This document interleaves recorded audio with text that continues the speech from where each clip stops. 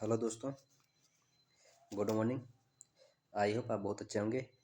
आप practice set को लगातार लगा रहे हैं, तो आज आप उसी सीरीज में अगला प्रैक्टिस सेट लेकर आ गए हैं जो आपके सीडीपी का होगा, जिससे कि आपको 8 अगस्त को होने वाले सीटेट के पेपर में बहुत सहायता मिलेगी। सबसे पहले आप चैनल को सब्सक्राइब कर लीजिए, वीडियो को लाइक कर दिए और शेयर ज़रूर करिए, क्योंकि आपके जो दोस्त हों उनका भी फ़ायदा हो सके। बिना टाइम ख़राब किए चलते हैं क्वेश्चन पर। आपका पहला क्वेश्चन है, प्रगतिशील शिक्षा में बच्चों को किस तरह देखा जाता है? मासूम आश्रित के रूप में, आज्ञाकारी और केवल ज्ञान का उपभोग करने में सक्षम, ज्ञानवर्धक और अर्थ की रचना करने वाले, कमज़ोर और सुरक्षा की ज़रूरत में। बताइए इसका उत्तर क्या होगा?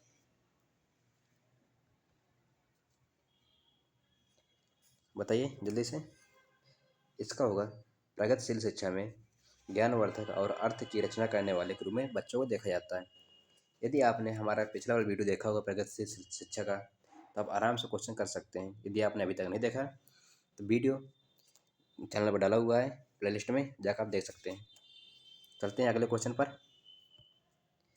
क्वेश्चन नंबर 2 है, छात्रों के लिए कक्षा में प्रतिक्रिया सबसे अधिक प्रभावी होती है जब छात्रों को तुलनात्मक श्रेणी प्रदान करता है। यह सीखने की गतिविधि के दौरान और पश्चात भी होती है। यह इस बात पर ध्यान केंद्रित करता है कि बच्चा क्या नहीं कर सकता, बजाय इसकी वजह कि वो क्या कर सकता है। यह वर्ष के अंत में परीक्षण और परीक्षा के पर केंद्रित होता है। बताइए इसका उत्तर क्या होगा दूसरे का? इसका ऑप्शन नंबर बी सही है। यह सीखने गति के दौरान और पश्चात भी होता है। चलते हैं अगले क्वेश्चन पर बिना टाइम गंवाए। अगला क्वेश्चन है आपका तीसरा, अभिकथन किशोरावस्था के दौरान जेंडर अपेक्षताओं के अनुरूप स्त्रीत्व और या पुरुषत्व की परंपराओं का पालन करने के लिए दबाव बढ़ जाता है। कारण क्या है? जेंडर और जेंडर भूमिकाएं जैविक रूप से निर्धारित की जाती हैं। बताइए इसका उत्तर क्या होगा? दोनों सही है, दोनों गलत है, ए सही है, आर गलत है। बताइए इसका उत्तर क्या होगा? ऑप्शन नंबर 3 का होगा आपका। क्वेश्चन नंबर 3 का ऑप्शन नंबर 3 सही है, ए सही है, बट आर गलत है। चलते हैं अगले क्वेश्चन पर।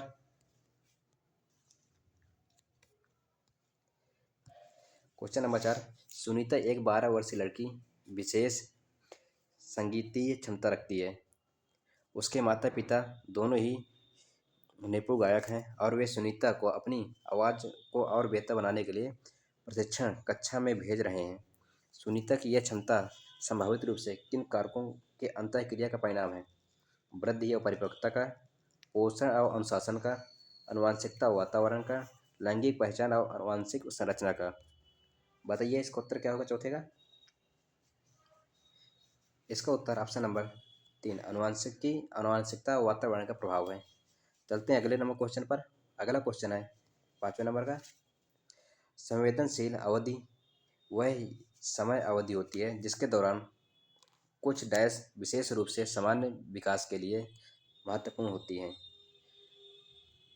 उत्पत्तिमूलक कारक, मानव जाति कारक, पर्यावरणीय कारक और वंशानुगत कारक। बताइए इसका उत्तर क्या होगा 5वें नंबर का? इसका उत्तर होगा पर्यावरणीय कारक। चलते हैं अगले क्वेश्चन पर। यदि आपने अभी तक चैनल को सब्सक्राइब नहीं किया तो जरूर करें और वीडियो को लाइक कर दीजिए। ऑप्शन नंबर सही क्या कह रहा है? विद्यार्थियों में समूलोचनात्मक चिंतन को विकसित करने के लिए एक शिक्षक को केवल ऐसे ही वो सवाल पूछने चाहिए जिनका एक ही उत्तर हो। विद्यार्थियों को उनके संदेह और सवाल पूछने के लिए प्रोत्साहित करना चाहिए। ऐसे सवाल देने चाहिए जिनमें निष्कर्ष और व्याख्या शामिल हो। ऐसे सवाल से बचना चाहिए जिनमें विवेचन और विश्लेषण की आवश्यकता होती है। आपको देखना है बच्चा सर्वाधिक सक्रिय होगा किसमें कार्य करेगा, वही इसका उत्तर होगा। बताइए जल्दी से उत्तर क्या होगा इसका? इसका ऑप्शन नंबर 3 है, ऐसे सवाल देने चाहिए जिसमें निष्कर्ष और व्याख्या शामिल हो। चलते हैं अगले क्वेश्चन पर।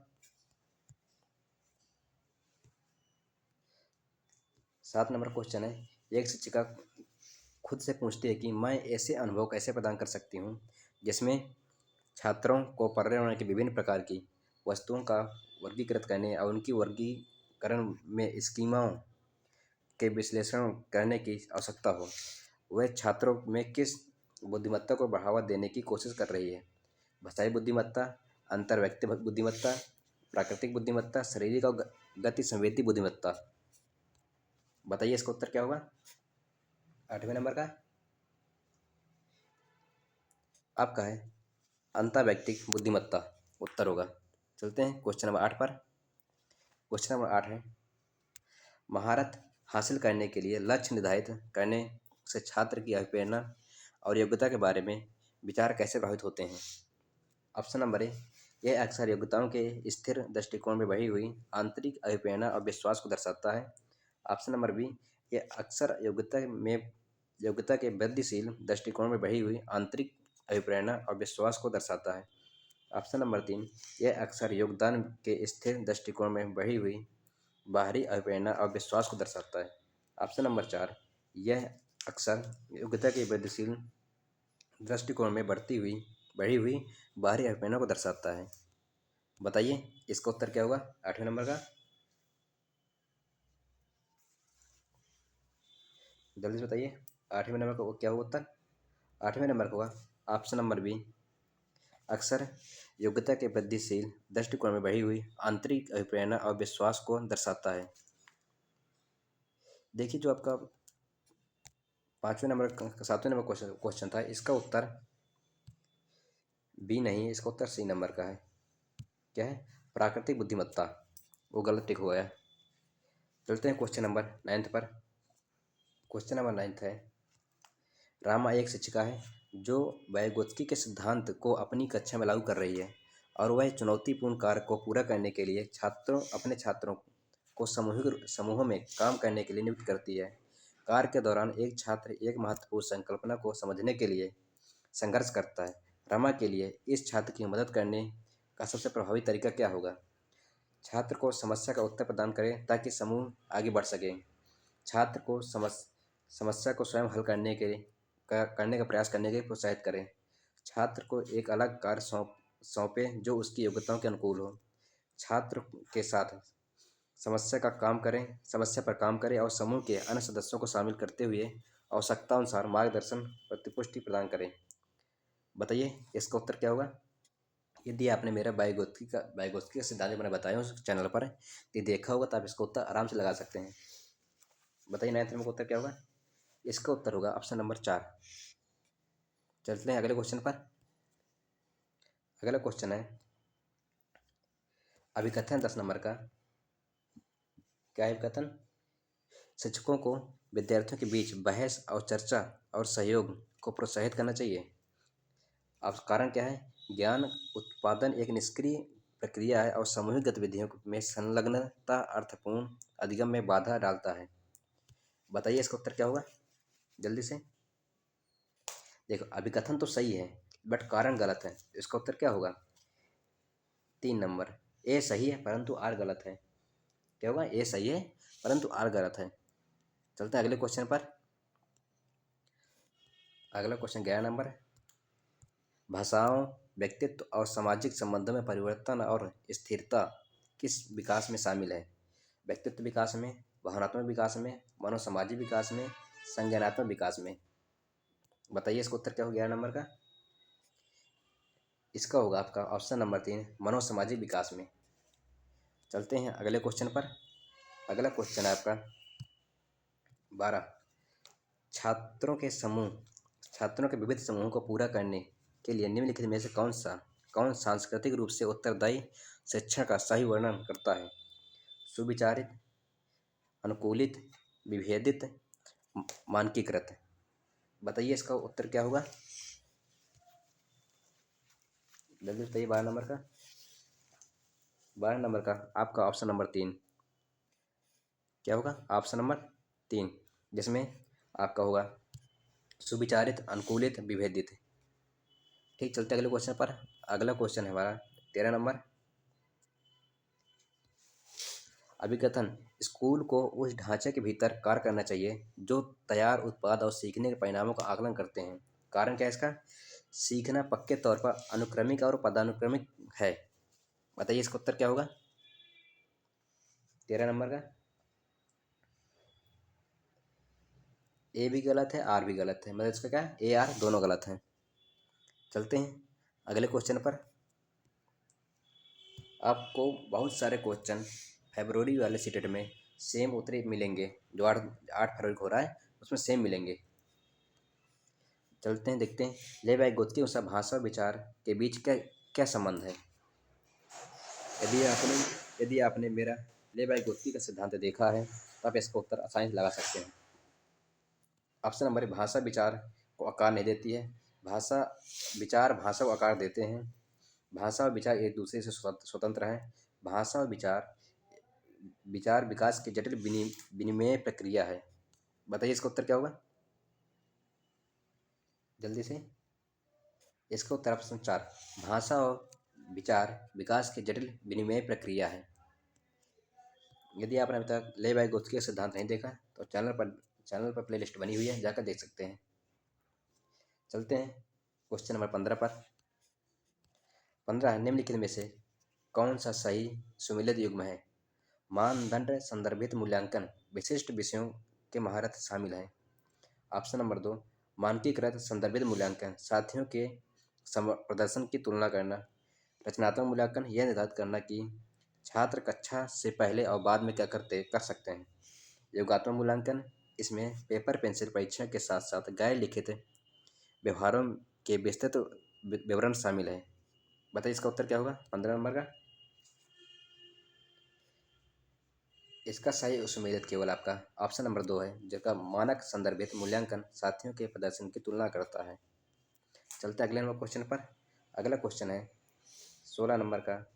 निम्नलिखित में से क्या दृष्टिबाधित विद्यार्थियों को कक्षा में भागीदारी लेने में बाधा डालती है?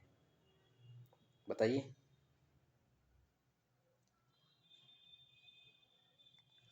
इलेक्ट्रॉनिक रूप से प्रारूपित व्याख्या प्रतिलेखन, मुद्रित पाठ्यपुस्तक नोट्स, उभरी हुई रेखा चित्र, मानचित्र, ग्राफिक और सामग्री के स्पर्शी तरीके।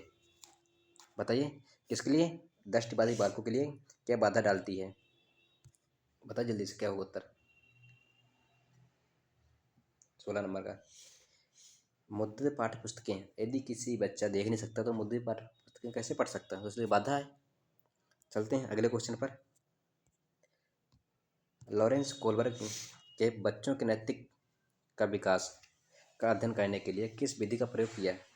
मात्रात्मक मात्रात्मक मात्रात्मक मात्रात्मक शोधकार विधि।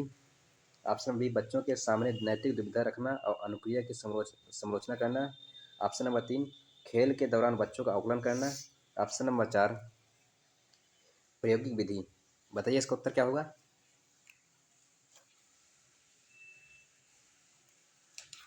जल्दी बताइए इसका उत्तर क्या होगा? बताइए जल्दी से क्या होगा उत्तर इसका? इसका होगा आपका ऑप्शन नंबर बी, बच्चों के सामने नैतिक दुविधाएं और अनुक्रियाओं को समालोचित करना। चलते हैं अगले क्वेश्चन पर। क्वेश्चन नंबर 18,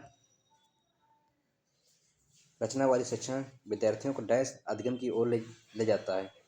खोज आधारित, अर्थहीन, यंत्रवत, ग्रहणशील। बताइए इसका उत्तर क्या होगा 18 नंबर का? रचनावादी शिक्षण हमेशा बच्चों को खोज आधारित अधिगम की ओर ले जाता है। चलिए देखते हैं अगला क्वेश्चन। अगला क्वेश्चन है, पठन वैकल्य से जूझ रहे छात्रों को पढ़ना सिखाया जा सकता है। व्यवस्थित ध्वन्यात्मक प्रशिक्षण के माध्यम से, उच्च ग्रेड स्तर के पठन ग्रंथ प्रदान करके, लंबे या जटिल गद्यांश दे करके, अनुकूलन की अनुबंधन विधि के माध्यम से। बताइए इसका उत्तर क्या होगा? पठन वैकल्य से हर साल एक क्वेश्चन जरूर आता है। अब वीडियो हमारा डिस्क्रिप्शन पर लगा है, उसे आप जाकर देख सकते हैं। 19 नंबर का उत्तर क्या होगा बताइए? इसमें व्यवस्थित ध्वन्यात्मक प्रशिक्षण के माध्यम से। चलते हैं अगले क्वेश्चन पर। अगला क्वेश्चन है, जीन पियाजे के अनुसार जीन पियाजे के संज्ञानात्मक विकास का सिद्धांत क्या बताता है कि व्यवहार को दंड और पुरस्कार के माध्यम से अनुकूलित करना चाहिए, अवधारणाओं को जटिल से सरल के क्रम में सिखाया जाना चाहिए, पाठ्यक्रम को बच्चों के आयु समूह व चरण को ध्यान में रखकर तैयार करना चाहिए।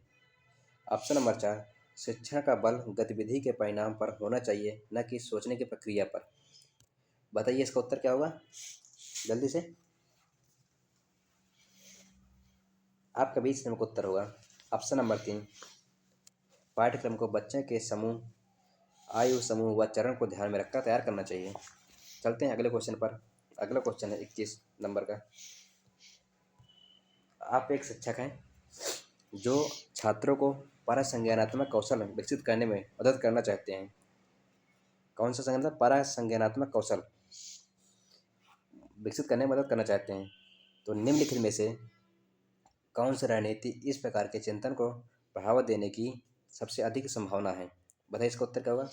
ऑप्शन नंबर ए, छात्रों को उनके प्रदर्शन और गुणात्मक प्रतिपुष्टि के बजाय अंक देना। ऑप्शन नंबर बी, छात्रों को अपने स्वयं के सीखने और सोचने की प्रक्रिया पर विचार करने के लिए प्रोत्साहित करना। ऑप्शन नंबर सी, विद्यार्थियों के सत्रीय कार्य के लिए सारांशित नोट्स प्रदान करना।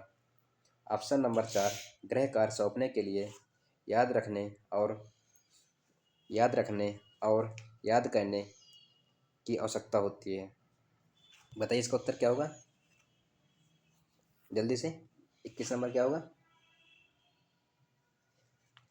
ऑप्शन नंबर इसका बी होगा, छात्रों को अपने स्वयं के सीखने और सोचने की प्रक्रिया पर विचार करने के लिए प्रोत्साहित करना चाहिए।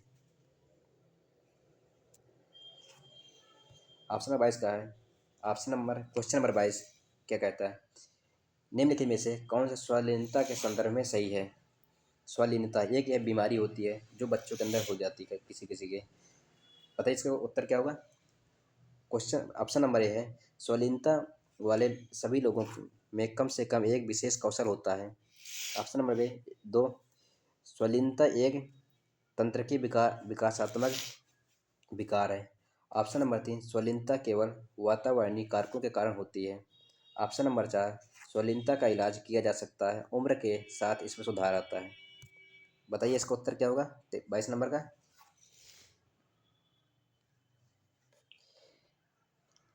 यह एक तंत्रिका तंत्र संबंधी विकार है। चलते हैं क्वेश्चन नंबर 23 पर। किस पर चलना है? क्वेश्चन नंबर 23 पर। पियाजे और वाइगोत्स्की सिद्धांत के में से एक प्रमुख समानता है। बताइए पियाजे और जो वाइगोत्स्की का सिद्धांत है, दोनों में समानता क्या है? जल्दी से बताइए। 23 नंबर क्या होगा उत्तर? इसका है बच्चे की स्वयं की शिक्षा में संलग्नता और जुड़ाव, दोनों जो समानता बताई गई है। चलते अगले नंबर क्वेश्चन पर। अगला नंबर क्वेश्चन है 24 नंबर का, जिसको हम देखते हैं। अभिकथन, शिक्षकों को शिक्षार्थियों के बीच व्यक्तिगत भिन्नताओं का सम्मान करना चाहिए। किसका? व्यक्तिगत भिन्नताओं का सम्मान करना चाहिए और सभी विद्यार्थियों की आवश्यकताओं के अनुसार अपने शिक्षण को समायोजित करना चाहिए।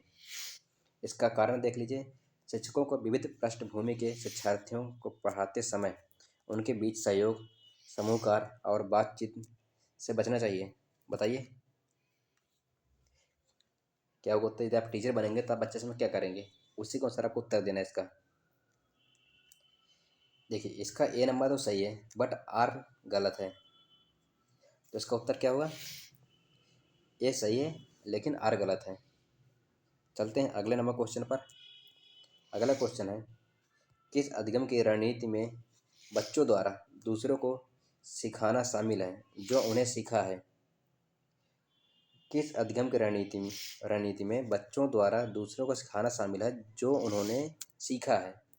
अनुबंध अधिगम पर, रटकर सीखने पर, व्याख्यात्मक शिक्षण पर, पारस्परिक शिक्षण पर। बताइए क्या होगा 23-25 नंबर क्वेश्चन उत्तर? यह हमेशा पारस्परिक शिक्षण पर होता है। चलते हैं अगले नंबर क्वेश्चन पर। अगला हमारा क्वेश्चन है 26 नंबर, जो फिर अभिकथन और कारण का है। एशियाई संस्कृतियों में जो सामाजिक सद्भावना पर जोर देते हैं, क्रोध की अभिव्यक्ति को हतोत्साहित किया जाता है और शर्म को प्रोत्साहित किया जाता है। कारण क्या इसका? भावनाएं व्यक्तिपरक हैं और सीखने में कोई भूमिका नहीं निभाती। बताइए इसका उत्तर क्या होगा? 28, 27, 26 में बताइए क्या होगा उत्तर? ए तो सही है बट आर गलत है। क्या है? ए सही बट आर गलत है। चलते हैं 27 नंबर क्वेश्चन पर। जीन पियाजे के अनुसार बच्चे वयस्कों से किस प्रकार भिन्न होते हैं, मतलब एडल्ट से कैसे भिन्न होते हैं। बच्चे वयस्कों पर निर्भर होते हैं जबकि वयस्क स्वतंत्र होते हैं। बच्चों की तुलना में वयस्क बहुत अधिक ज्ञानी होते हैं। बच्चों की सोच वयस्कों की गुणात्मक रूप से भिन्न होती है। बच्चों की सोच मात्रात्मक रूप से वयस्कों से भिन्न होती है। बताइए इसका उत्तर क्या होगा, जल्दी बताइए। 27 का ऑप्शन नंबर तीन है। बच्चों की सोच वयस्कों के से गुणात्मक रूप से भिन्न होती है। यदि आपने अभी तक वीडियो देख लिया है तो चैनल को जरूर सब्सक्राइब कर लीजिए। चलते हैं अगले नंबर क्वेश्चन पर। अगला क्वेश्चन 28 नंबर का, निम्नलिखित में से कौन सा प्रश्न विश्लेषणात्मक चिंतन को बढ़ावा देता है। भारत की राजधानी डैश है। भारत में कितने राज्य हैं। भारत की कुल जनसंख्या कितनी है। भारत में जनसंख्या वृद्धि के विभिन्न कारण क्या है। आपको उत्तर देखना है। बच्चा अधिक कार्य किस में कर सकता है। बताइए इसका उत्तर क्या होगा 28 नंबर का। आपका 28 नंबर का उत्तर है चौथा, भारत में जनसंख्या वृद्धि के विभिन्न कारण क्या है। चलते हैं 29 नंबर क्वेश्चन पर। समावेशी कक्षाओं को पहचानना चाहिए कि हर बच्चा एक ही दर से और एक ही समय में सीखेगा। में समावेशी कक्षाओं में विशेष बच्चों की ज़रूरतों को पूरा करने के लिए अलग शैक्षिक कार्यक्रम पेश किया जाता है। ऑप्शन नंबर 3, अलग अलग भिन्नताओं के अनुसार विभेदित निर्देशन दिए जाते हैं। बच्चों के बीच हर तरह की विभिन्नता को दूर करने का लक्ष्य रखती है। बताइए इसका उत्तर क्या होगा 29 नंबर का। 29 नंबर का होगा ऑप्शन नंबर 3, अलग अलग भिन्नताओं के अनुसार विभेदित निर्देश दिए जाते हैं। चलते हैं क्वेश्चन नंबर आज का लास्ट जो है हमारा 30 नंबर, उसका उत्तर क्या है देखते हैं। अभिकथन, शिक्षकों को बच्चों के प्रयोग के लिए बहुत सारे अवसर देने चाहिए। शिक्षकों को बच्चों के प्रयोग के लिए बहुत सारे अवसर देने चाहिए। उदाहरणों और गैर उदाहरणों पर चर्चा करनी चाहिए। कारण क्या है इसका। बच्चों में गलत धारणाओं से निपटने का एक रचनात्मक तरीका विपरीत उदाहरण प्रदान करना है। बताइए इसका उत्तर क्या होगा, जो आज का हमारा लास्ट क्वेश्चन है।